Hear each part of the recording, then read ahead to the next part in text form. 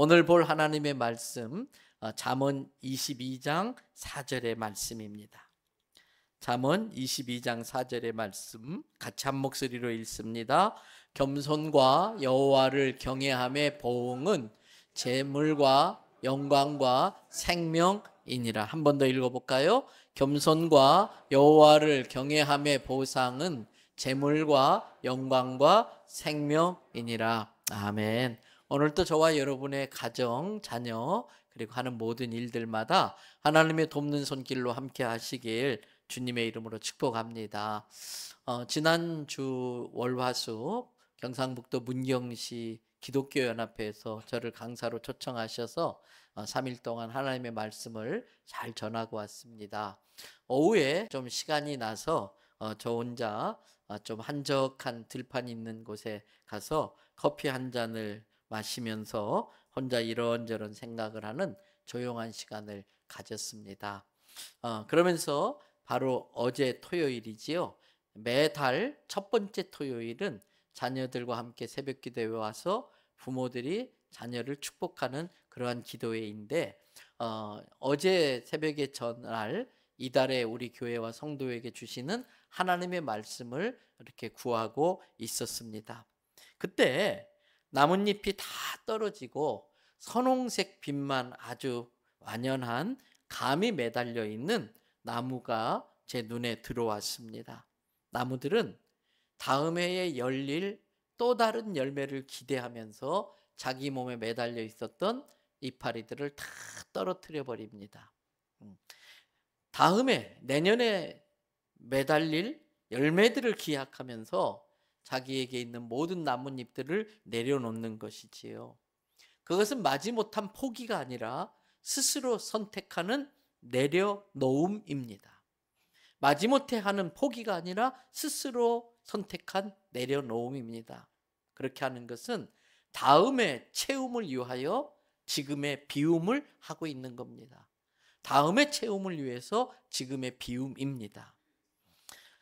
지난주일 설교 제목이 구역 모임 함께 하시는 분들은 구역 모임 시간에 전주 설교를 다시 한번 복습하니까 잘 기억할 겁니다. 지난주일 설교 제목이 비움과 채움이었습니다.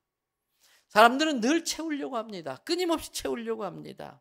그런데 채우려면 그 전에 해야 할 일이 있습니다. 비우는 일을 먼저 해야 됩니다. 비워야 채울 수 있기 때문에 그렇습니다. 그런데 우리에게는 다른 것이 들어올 여지가 없도록 너무나 많은 것들로 채워져 있어요. 그 중에 어떤 것들은 있어도 별 필요 없는 거예요. 여러분 집에서 집안 정리하다가 1년 동안 한 번도 안 쓴 거, 3년 동안 한 번도 안 쓴 것은 언젠가 쓰겠지? 아니요. 앞으로 언젠가 쓸 일이 없습니다. 그냥 다 버려야 돼요. 나눠줘야 돼요. 좀 덜어내고 비워야 됩니다. 모자라서가 아니라 너무 과해서 문제가 되는 경우들이 많습니다. 나를 지금 채우고 있는 것들이 정말 앞으로도 계속해서 의미가 있고 가치가 있는 것들인지를 깊이 생각해 봐야 됩니다. 우리 안에 욕심과 명예욕과 두려움과 염려가 많이 있습니다. 시기와 질투와 걱정과 근심, 미움과 원망이 가득 차 있습니다. 여러분 그런 것들이 가득 차 있으면 인생이 버거워요. 내려놓지 못하는 것들로 인생이 무겁습니다. 그것들을 좀 덜어내야 됩니다. 좀 비워내야 됩니다. 꼭 필요한 것을 채우기 위해서라도 비워야 합니다. 그렇게 감나무를 바라보고 있는데 그 뒤에 고개 숙인 벼들이 제 눈에 또 들어오더라고요. 가만히 보니까 알이 꽉 찬 벼 이삭은 속담 그대로 고개를 숙여요. 간혹 바람이 불어도 알이 꽉 차 있기 때문에 묵직하게 점잖게 그냥 움직여 주는 것 같아요. 그냥 흔들어 주는 것 같아요. 살포시. 그런데 그 중에 고개를 빳빳이 세우고 삐죽이 나와 있는 벼 이삭들도 있었어요. 말할 것도 없이 속이 비어있는 쭉정이였습니다. 속이 비어있으니까 무게가 없으니까 숙여질 리가 없지요. 그냥 꼿꼿이 서 있는 거예요. 그러한 쭉정이들은 살짝 바람만 불어도 아주 가볍게 흔들립니다. 가볍고 경박스럽게 나풀거립니다. 그렇습니다. 비우기만 하면 흔들립니다. 비워놓은 상태로 있으면 휘둘립니다. 어떤 종교는 비우라고 그래요. 마음을 다 비워서 신의 경지에 올라갈 수 있게 하라고 합니다. 아닙니다. 비우면 휘둘리기 쉽습니다. 영적 관점에서 보면 마음이 비워지면 어둠의 그림자가 드리워져요. 어둠의 영이 싹 들어와서 우울증, 불안감, 사단의 세력이 그 마음을 사로잡을 수가 있습니다. 기독교는 비우라고 합니다만 그것이 끝이 아니라, 비우는 것이 목표가 아니라 비운 다음에 채우라고 가르칩니다. 성경은 채우라고 가르쳐요. 창세기 1장 28절 말씀, 하나님께서 아담에게 하신 말씀입니다. 다 같이 한번 같이 읽어봅니다. 하나님이 그들에게 복을 주시며 하나님이 그들에게 이르시되 생육하고 번성하여 땅에 충만하라. 땅을 정복하라. 바다의 물고기와 하늘의 새와 땅에 움직이는 모든 생물을 다스리라 하시니라. 또 창세기 9장에 보면 홍수가 끝나고 노아와 그 자손들이 이제 마른 땅에 발을 내딛습니다. 그때 하나님이 창세기 9장 7절에서 이렇게 말씀하셨어요. 너희는 생육하고 번성하며 땅에 가득하여 그 중에서 번성하라. 이렇게 말씀하셔요. 창세기 28장을 보면 동생 야곱이 형한테 사기치고 형이 복수하려고 하니까 무서워서 집을 떠나야 되는 상황이 나옵니다. 그때 집 떠나는 아들 야곱에게 아버지 이삭이 축복 기도를 해줘요. 그게 창세기 28장 3절 4절입니다. 전능하신 하나님이 내 아들 야곱에게 복을 주셔서 내 아들 야곱이 생육하고 번성하여 내가 여러 족속을 이루게 하시고, 야곱을 통해 12지파가 나오지 않습니까? 계속해서 4절에 내 아버지 아브라함에게 허락하셨던 그 복을 내게도 주셔서, 내게도 주셨는데 내 아들 야곱에게도 주시되 너와 함께한 내 자손에게도 주사 하나님이 아브라함에게 약속하신 땅, 주신 그 땅, 그곳에서 네가 나그네로 가지만 거류하는 그 땅을 내가 다 차지하기를 원하노라. 이렇게 축복했어요. 어제 매달 첫 번째 토요일 새벽 기도회는 자녀와 부모들이 함께 나와서 기도하는 날이잖아요. 어제는 제가 내년에도 계속 그럴 거예요. 다음 달에도 그럴 거예요. 부모와 나온 자녀들에게 부모들이 다 가서 아이들의 머리에 손을 얹고 축복하는 안수기도 해주라고 그랬어요. 부모 없이 나온 애들도 있고 부모 없이 교회 다니는 애들한테는 우리 장로님 권사님들이 가가지고 등에다 손을 얹고 축복기도 해주라고 그랬어요. 여러분, 기회 있을 때마다 아버지 이삭이 야곱에게 그렇게 한 것처럼 여러분의 자녀들을 위해 축복기도 하시기를 바랍니다. 눈물로 기도하는 부모가 있는 자식은 결코 잘못되는 법이 없어요. 그 기도는 반드시 언젠가 우리 자녀들의 삶에 하나님의 응답으로 역사하실 것입니다. 성경은 채우라고 가르쳐요. 그것도 충만하게 채우라고 가르칩니다. 다만 무엇을 채울까는 신중해야 됩니다. 무엇을 채울까는 하나님의 말씀으로 필터링해서 꼭 필요한 것들만 채우는 지혜가 있어야 돼요. 왜냐하면 채워진 그것이 내 인생을 결정짓기 때문에 그렇습니다. 지난주 설교에서 말씀드렸어요. 성경은 우리 안에 이 마음을 품으라 그랬어요. 빌립보서 2장 5절에 우리가 품어야 될 이 마음은 누구의 마음? 예수의 마음. 예수님의 마음으로 내 마음을 채우시기 바랍니다. 예수님의 가르침으로 채우시기 바랍니다. 그래서 내게 채워진 그 말씀을 묵상하면서 예수님의 인격을 닮아가고 예수님의 성품을 닮아가고, 그래서 어느새 내 안에 예수님의 인격과 성품으로 꽉 차 있어야 돼요. 예수님이 보여주셨던 그 사랑과 예수님이 보여주셨던 그 감사로 내 안에 가득 채워진 사람이 진정한 그리스도인이 될 수 있는 것입니다. 나뭇잎이 다 떨어진 그 나무와 고개 숙인 벼 이삭을 보면서 제가 느끼는 것이 있어요. 비우면 겸손해지더라고요. 겸손해지려면 비워야 하더라고요. 비우면 겸손해집니다. 겸손해지려면 비워야 됩니다. 나뭇잎이 다 떨어진 그 나무의 모습은 초라해요. 한여름에 아주 무성했던 그 이파리가 있었던 나무에 비하면 참 보잘것없어요. 그런데 제 눈에는 그 모습 자체가 겸손으로 보여지더라고요.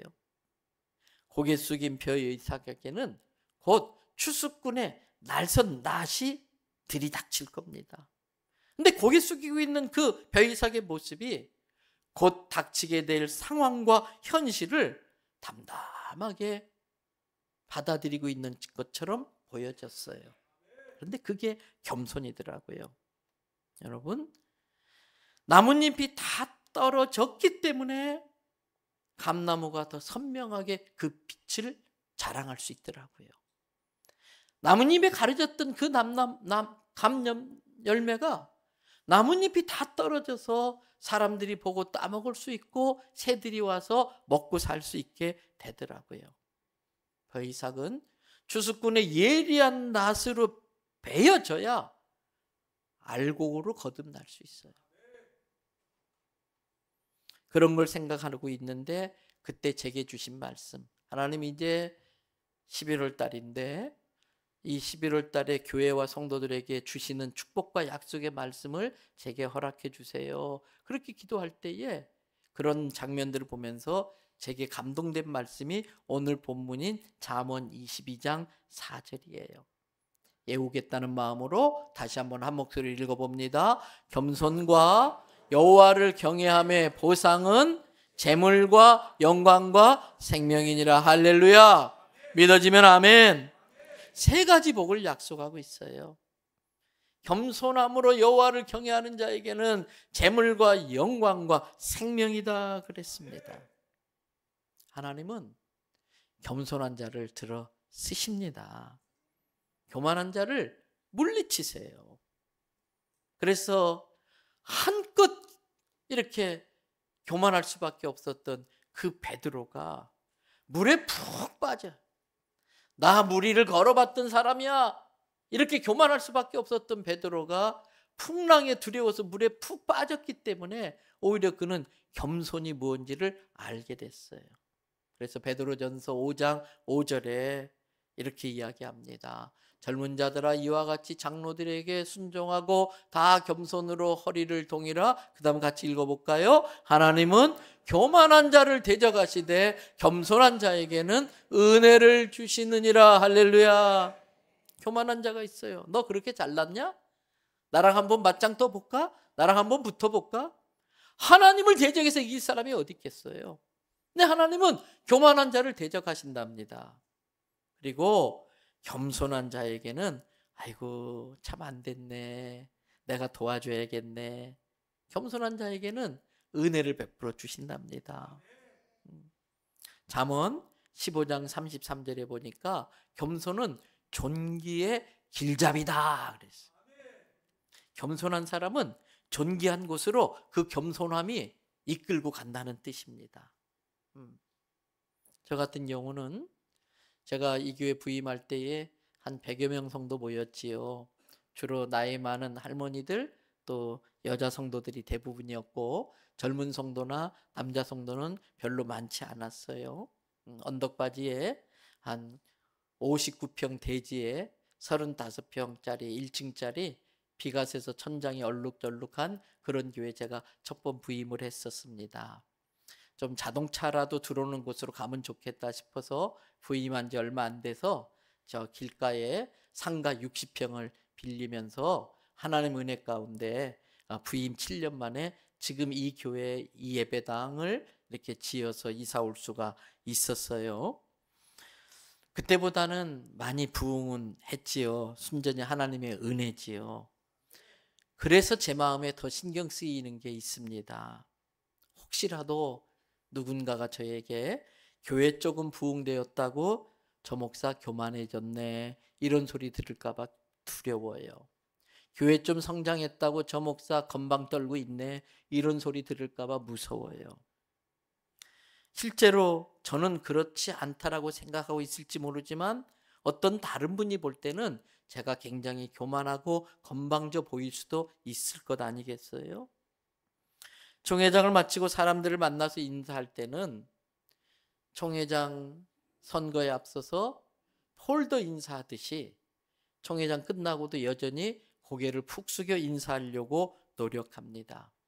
그러면서 그것 자체도 쇼가 되지 않고 진심으로 존경을 담아 마음을 담아 그렇게 인사하려고 노력을 해요. 왜냐하면 저를 만나시는 분들이 저는 그렇지 않다고 생각하는데 그분들의 눈에 보면 총회장 지냈다고 사람 꽤 교만해졌네, 건방져졌네, 이런 소리 들을까 봐 두려워서 그렇습니다. 그런데 그분들이 그렇게 보는 게 두려운 것이 진짜 이유는 아니에요. 아, 겸손한 목사네, 뭐 이런 소리 듣고 싶어서 쇼하려고 그러는 거 아니에요. 제가 그렇게 하려고 노력하는 진짜 이유가 있습니다. 잠언 16장 18절 말씀 때문에 그래요. 같이 한번 읽어봐 주십니다. 교만은 패망의 선봉이요 거만한 마음은 넘어짐의 앞잡이이니라. 망하고 싶지 않아서, 망하고 싶지 않아서, 끝까지 넘어지지 않고 잘 가고 싶어서. 세상은 끊임없이 더 높은 곳으로 더 높은 곳으로 막 부추겨요. 세상은 끊임없이 채워라 채워라 그렇게 가르쳐요. 앞서가고 또 인정받으려고 막 노력하라고. 그런데 그렇게 높아지려고 하는 사람을 하나님은 도리어 낮춰버려요. 그리고 자기를 낮추는 자를 오히려 하나님은 들어 쓰세요. 잠언 29장 23절 말씀을 보세요. 사람이 교만하면 어떻게 된다? 낮아져요. 마음이 겸손하면 영예를 얻으리라. 그러면 우리는 생각해 봐야 돼요. 나는 겸손한 사람일까? 나는 겸손한 사람일까? 다른 사람들이 나를 보면 겸손하다고 진짜 알아봐 줄까? 겸손한 사람으로 생각할까? 제가 보니까 겸손한 사람에게는 특징들이 있더라고요. 그러한 특징들이 내게 있으면 나는 겸손한 사람일 수 있어요. 근데 그러한 특징이 내게 없으면 암만 내가 겸손한다고 해도 겸손한 사람이 아닐 거예요. 겸손한 사람들은요, 무엇보다도 다른 사람의 말을 잘 듣습니다. 겸손한 사람은 다른 사람의 말을 잘 들어요. 말하는 것보다 들으려고 더 노력을 합니다. 주중에 어떤 성도와 자녀 문제로 상담을 했어요. 아이가 사춘기에 들어가서 부모를 참 힘들게 하고 있어요. 그 가정을 위해서 제가 새벽마다 기도하고 있어요. 근데 이번에 만났을 때는 제가 좀 가슴 아픈 이야기들을 좀 했어요. 성도님, 아이는 부모의 거울이라고 그랬는데 우리가 나를 보고 싶으면 거울을 보잖아요. 근데 진짜 내 내면 내가 어떤 사람인지를 알고 싶으면 내 아이를 가만히 들여다보면 거기서 내 모습이 보인다는 거예요. 제가 그분에게 아이는 부모의 거울이라고 그랬는데 그 아이가 이렇게 문제 많은 아이가 된 것이 혹시 나에게 있는 문제가 고스란히 거기로 넘어가서 그런 건 아닐까요? 듣기 힘든 이야기를 좀 했어요. 근데 감사하게도 이분이 가만히 있더니 목사님 말씀 들어보니까 목사님 말씀이 맞는 것 같습니다. 내 아이가 제 말을 정말 안 듣는데 저도 실은 다른 사람 말을 정말 안 듣는 사람이었습니다. 요즘 들어 그걸 많이 깨닫습니다. 그런 말 하더라고요. 여러분, 왜 다른 말을, 사람의 말을 안 들을까요? 자기가 제일 똑똑한 줄 알아서 그래요. 왜 다른 사람 말 안 들으려고 합니까? 자기가 다 안다고 생각하니까 그래요. 왜 다른 사람 말 안 들으려고 합니까? 나는 항상 옳다, 나는 절대 틀리지 않다라고 생각하니까 그래요. 그런데 말하는 것보다 듣는 걸 많이 해야 되더라고요. 영어로 표현하면은 인풋과 아웃풋이 있어요. 입력과 출력이 있어요. 우리는 자꾸 출력하려고 그래요. 그게 저의 모습이기도 해요. 나는 아이들에게 교육한다고 하는데 애들은 잔소리로 들어요. 안 하는 말 못하게 돼버려요. 더 거리가, 아이와 부모 사이의 거리가 멀어져요. 특별히 남자들은요, 남의 말을 잘 들으려고 안 해요. 고집을 부려요. 아내 말을 무시해요. 제가 그래요. 그런데 요즘 많이 깨달아요. 모든 남편에게 아내는 선지자들이더라고요. 그런데 선지자의 말은 옳은데 듣기가 싫어요. 그래도 들어야 돼요. 그래도 들어야 돼요. 여러분, 그래서 나가는 게 많으면 실수하기가 쉬워요. 근데 아웃풋을 좀 줄이고 인풋 자꾸 받아들이면 사람이 묵직해져요. 이런저런 소리에 그 쭉정이처럼 휘둘리지 않습니다. 몇 주 전에도 그랬어요. 성도는 소문 따라 살면 안 됩니다. 말씀 따라 살아야 됩니다. 주식의 소문, 아파트의 소문, 이런저런 나에 대한 여러 가지 구설수, 그건 너무 마음에 담아두지 마세요. 남의 흉은 며칠 못 간다? 3일을 못 가요. 흉 봐도 안 되지만 누가 흉 봐도 너무 그것 때문에 밤잠 설치지 마세요. 그냥 흘려보내요.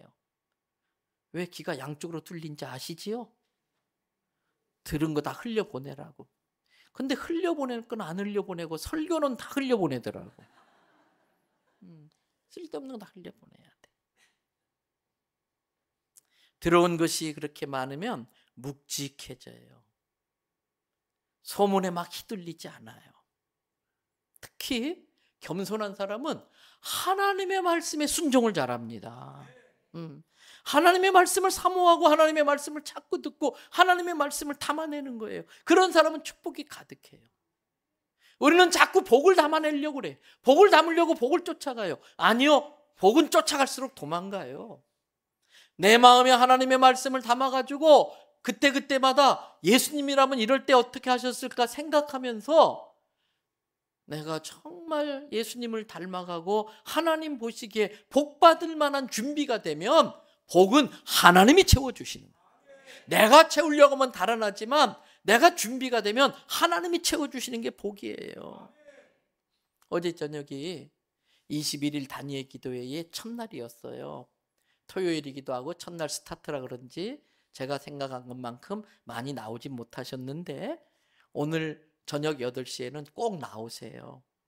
중요한 오후 찬양 예배, 수요 기도 예배, 구역 예배까지 다 대신 그걸로 옮기는 이유는 우리 장로님들과 제가 그만큼 이걸 통해 받을 수 있는 은혜와 축복이 많다고 판단해서 그러한 결정을 한 거지요. 목사에게 토요일 밤은 굉장히 부담스럽습니다. 토요일에는 제가 우리 집에서 왕입니다. 신경이 예민해서 아무도 절 못 건듭니다. 잠도 깊이 못 자요. 사실은 설교에 대한 부담 때문에. 그런데 어젯밤에 10시 반까지 우리 부목사님들과 같이 참여하면서 1층 로비에서 기도회에 오신 분들을 축복하면서 배웅해 드렸어요. 그렇게 한 이유는 저도 채우고 싶어서. 어젯밤 김은호 목사님 설교하시는데 많은 은혜를 받았어요. 또 제 마음속에 나도 저 목사님처럼 설교 잘하고 싶다. 저 목사님처럼 우리 성도들에게 하나님의 말씀을 더 잘 요리해서 드리고 싶다. 그래서 제 마음에 많이 담았어요. 언젠간 그걸 가지고 또 재료로 삼아서 더 멋진 하나님의 말씀을 요리해 내야지, 그런 마음을 제 안에 담았어요. 여러분, 겸손한 사람은 자꾸 배우려고 합니다. 들으려고 합니다. 좋은 걸 담으려고 합니다.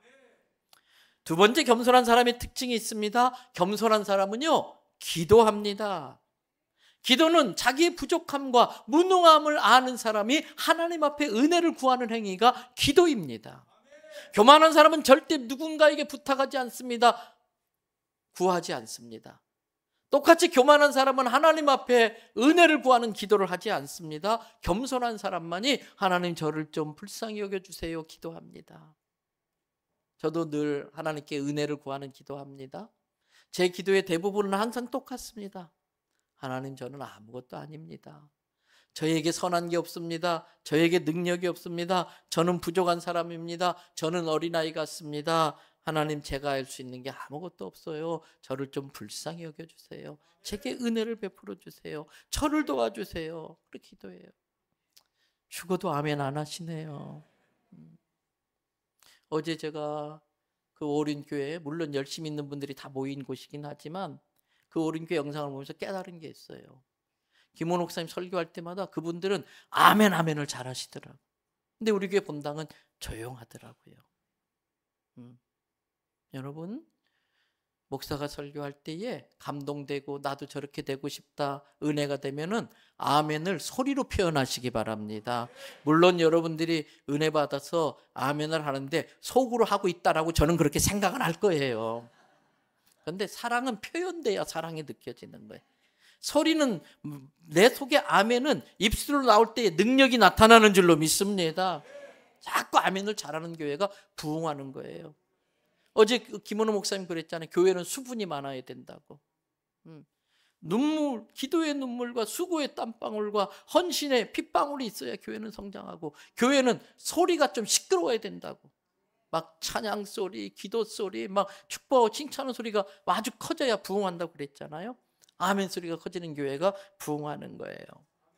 하나님은 하나님 앞에 나와, 하나님 제가 많이 부족한데 이런 게 필요해요, 또 저런 게 필요해요, 이렇게 구하는 자를 겸손하게 보시고 은혜를 베풀어 주시는 줄 믿습니다.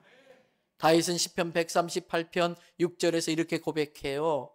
여호와께서는 높이 계셔도 낮은 자를 굽어 살피시며 여호와께서는 멀리 계셔도 교만한 자를 아심이니라. 아무리 멀리 있어도 하나님은 교만한 자를 바로 알아본다는 거예요. 너 그렇게 잘났어? 나랑 한판 뜰까? 교만한 자를 대적한다는 거예요. 하나님과 대적해서 이길 사람이 어디 있겠어요? 그런데 겸손한 자는 높이 계신 하나님이라도 바로 알아보시고, 아이고 쟤는 내가 도와주지 않으면 안 되겠구나, 그리고 도와주신다는 거예요. 그래서 다윗 왕은 자기가 왕이지만 늘 하나님 앞에 자신을 낮춥니다. 시편 131편 1절에 보니까 여호와여, 내 마음이 교만하지 아니하고 내 눈이 오만하지 아니하오며 내가 큰 일과 감당하지 못할 일을 하려고 힘쓰지 아니하나이다. 여기에서 큰 일과 내가 감당하지 못할 일을 하려고 아둥바둥 애쓰지 않는다는 거예요.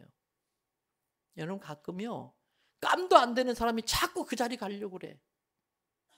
그리고 때로는 권력의 힘을 써서, 백을 써서 그 자리에 올라갈 수도 있어요. 그런데 그런 사람들은 그 자리에 짜붙여서 떨어지더라고요.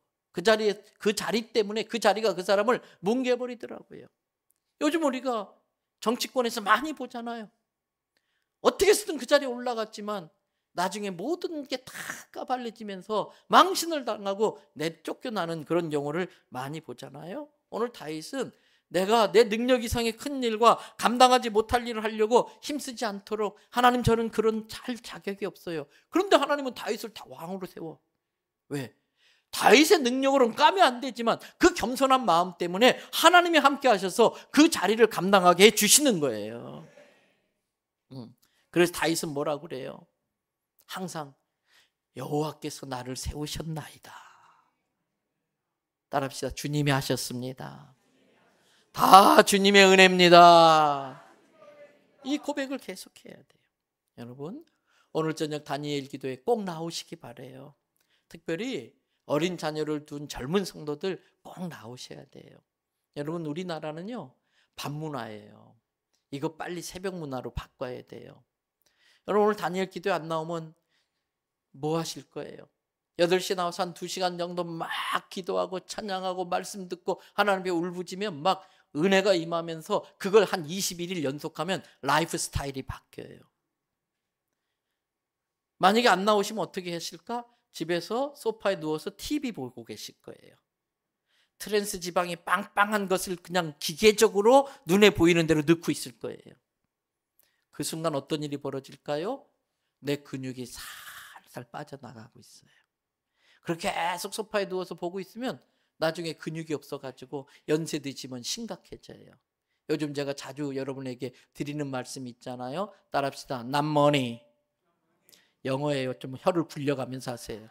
다시 not money, but muscle. 이 머슬은 근육이에요. 돈을 저축하지 말고 이제는 근육을 저축해야만이 내 노후가 건강해지는 거예요. 근데 밥문화에 익숙해져 가지고 맨날 소파에 누워 있고 몸에 안 좋은 음식 그냥 마냥 야식 먹고 그럼 몸이 망가져요. 이런 다니엘 기도에 나오셔서 라이프 스타일이 바뀌면 내 인생이 건강해지고 하나님의 복 받는 인생 될 줄 믿습니다. 겸손한 사람의 세 번째 특징이 있더라고요.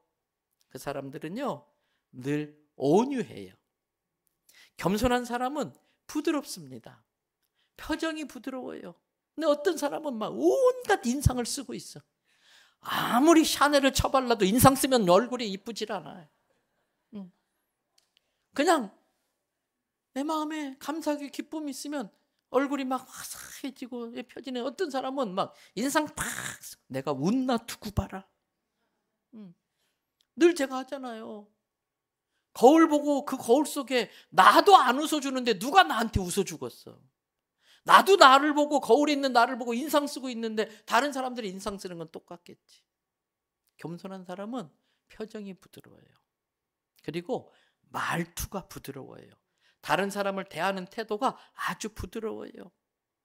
특별히 경상도 여자들은 노력을 해야 돼. 이 경상도 여자들 말투가 무서워. 좀 남편에게 사근사근 고분고분 부드럽게 하려고 노력을 하셔야 돼. 그건 그 사람이 나쁘다는 게 아니라 지역의 그렇게 성장 과정이 이 지역이 그렇게 만든 건데 이제 의도적으로 바뀌어야지 알아가지고. 모세는 애굽의 왕자로서 모든 걸 가진 사람이지만 그는 하나님 앞에서 철저히 자기를 낮췄어. 민수기 12장 3절을 보세요.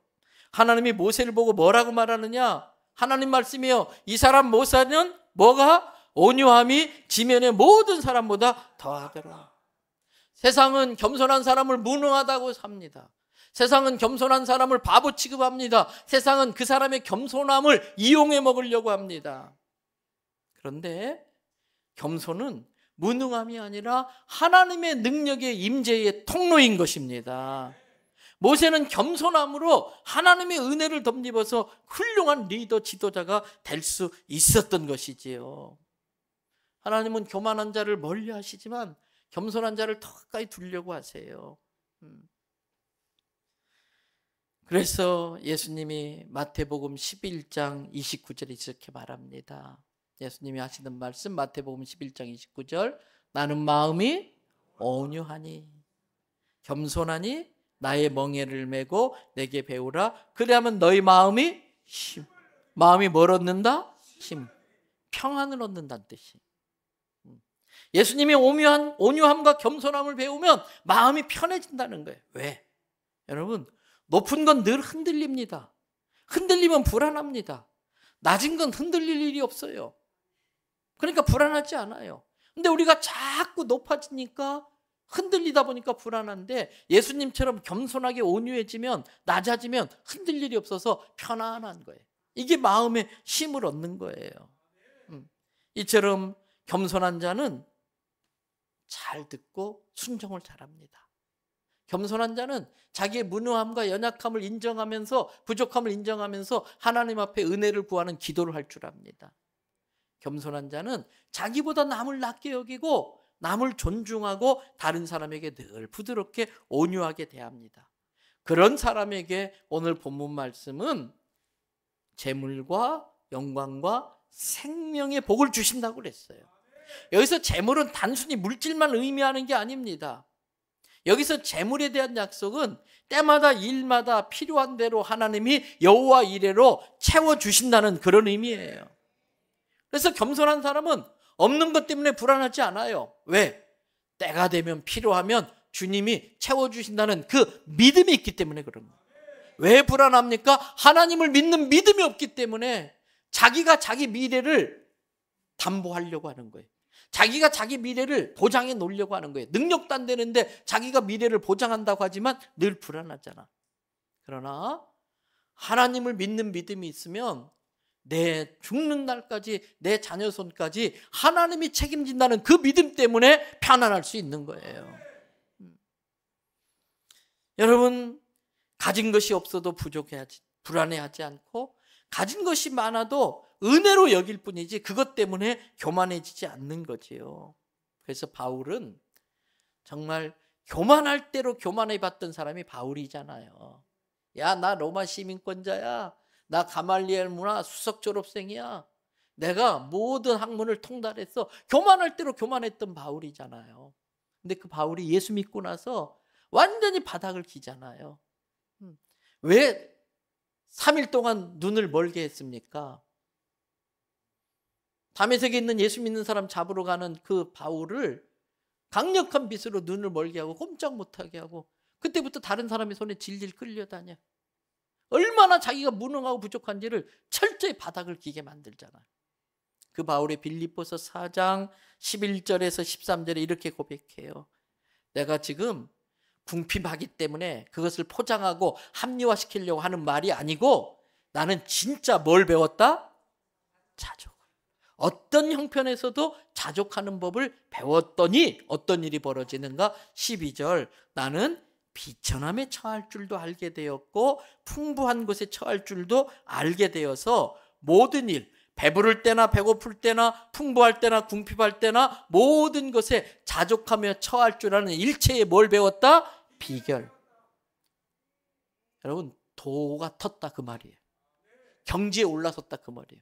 어떤 것도 나를 불행하게 만들지 못할 정도로 풍부하다고 교만해지지 않고 궁핍하다고 비굴해지지 않고 자족하는 법을 알아서 감사하는 인생을 살게 됐다. 그랬더니 13절, 하나님이 내게 능력을 주시더라는 거예요. 내가 그만큼 할 수 없는데 내가 정말 자족해서 주님 앞에 겸손히 엎드렸더니 내게 능력 주셔서 내가 모든 것을 할 수 있게 되었더라는 겁니다. 성도 여러분, 재물을 쫓아다니는 인생을 살면 안 됩니다. 재물이 나를 따라오게 하는 인생을 사셔야 됩니다. 재물은 내 명령을 듣습니까? 안 듣습니까? 안 듣습니다. 재물은 자기 주인이신 하나님의 명령만 듣습니다.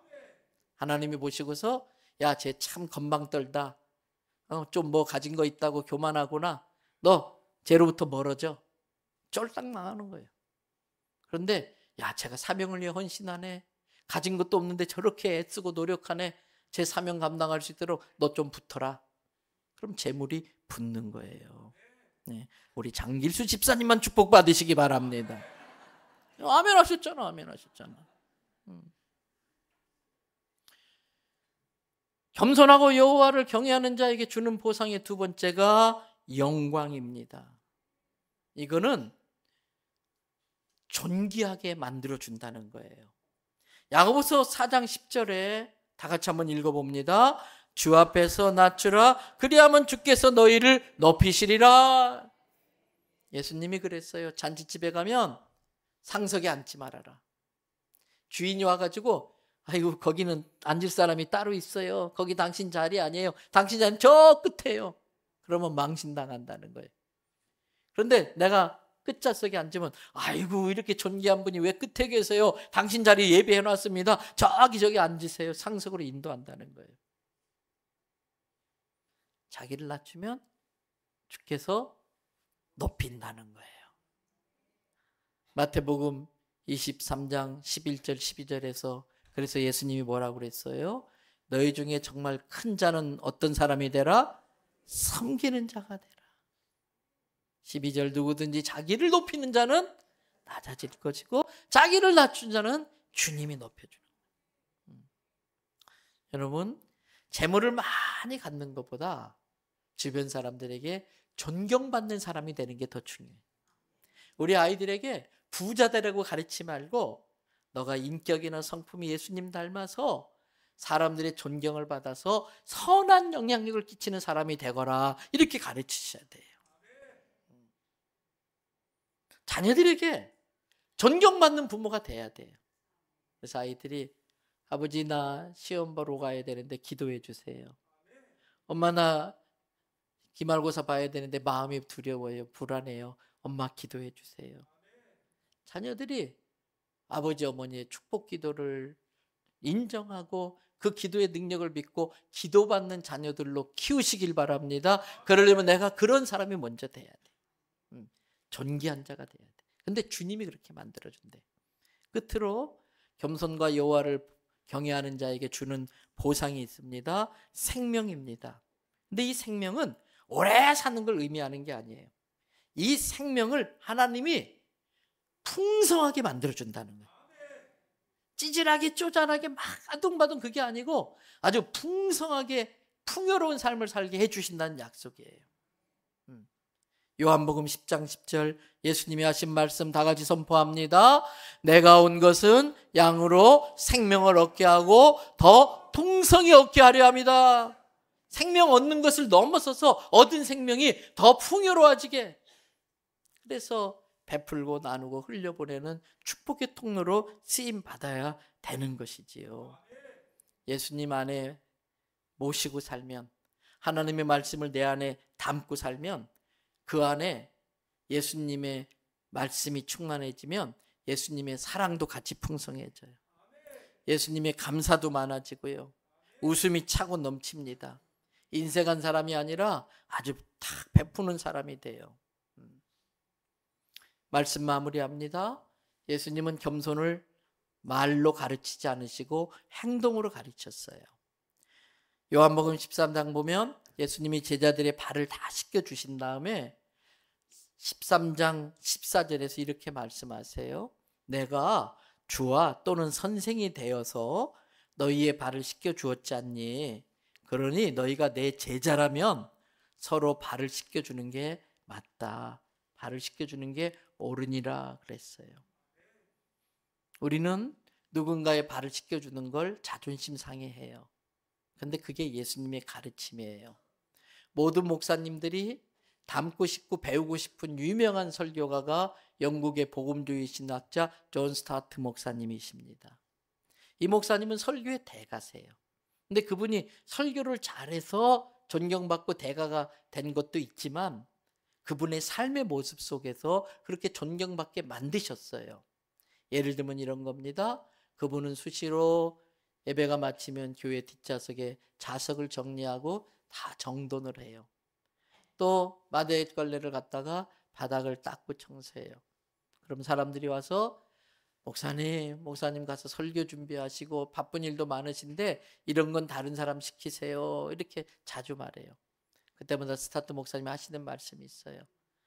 예수님은 발까지 씻기셨는데 저는 그렇게 못하더라도 이 예배당 바닥은 좀 닦아야 되지 않겠어요?